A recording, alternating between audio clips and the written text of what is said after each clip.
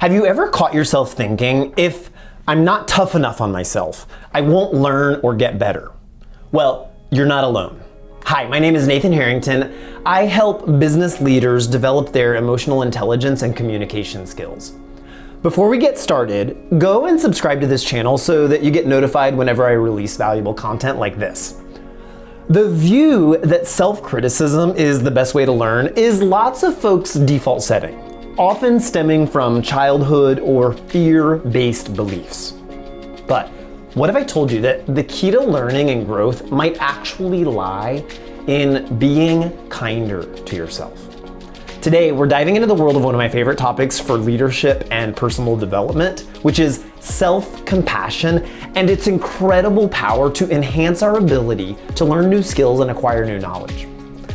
Let's explore how being gentle with ourselves can take our capacity to learn new things to new heights. Let's start with the brain science behind self-compassion.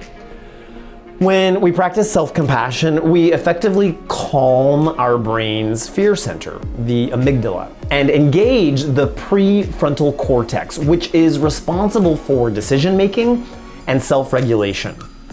This shift is crucial for learning.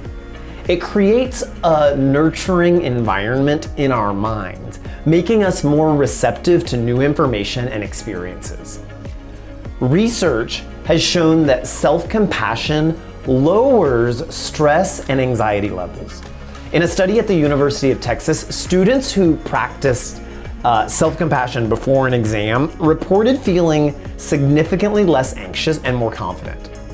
This is because self-compassion encourages a growth mindset where challenges are seen as opportunities for growth rather than threats to our self-worth. Next, let's tackle a widespread myth: the belief that you need to be hard on yourself to learn a lesson. This couldn't be further from the truth.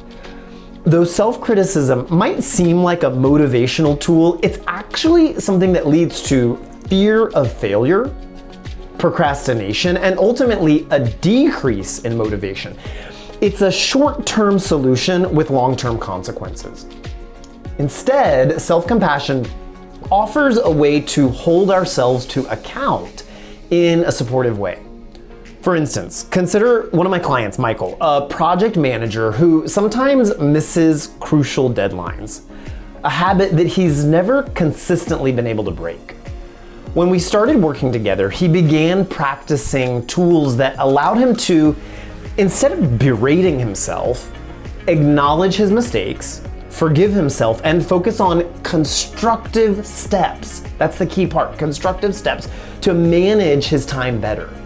This approach not only reduced his stress, but also improved his performance and resilience over time. See, self-compassion isn't just about feeling better. It's about doing better. Take Sarah, a VP of business development for a large family of restaurant franchises who struggled with public speaking. Whenever she was in front of all of the company's general managers, she would just freeze up. Her thinking processes plummeted while her emotional processes went up. She would become hypercritical each time and never spent any time rationally thinking about how she could improve. By practicing self-compassion, Sarah transformed her fear of judgment into an opportunity to practice connecting more authentically with her team. This shift not only improved her speaking skills, but also deepened her emotional intelligence, making her a more effective leader, wife, mother, and human. Furthermore, self-compassion makes the learning process more sustainable and enjoyable. It allows us to celebrate our progress and learn from our setbacks without judgment. This positive approach encourages continuous personal and professional growth, making the journey of learning an enriching experience.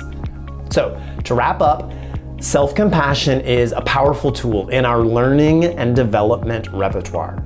It's not about indulging in our weaknesses, but about empowering ourselves to face challenges with kindness space, and a deep appreciation for our humanity.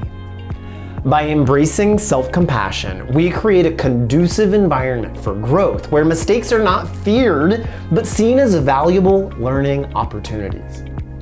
I encourage you to reflect on your own approach to learning and self-criticism. Try incorporating self-compassion into your daily routine and witness the transformative impact that it can have on your ability to learn and grow. Now, before you head off, let me hear your thoughts about this topic in the comments. Thank you for watching, and remember, be kind to yourself. Your brain will thank you for it.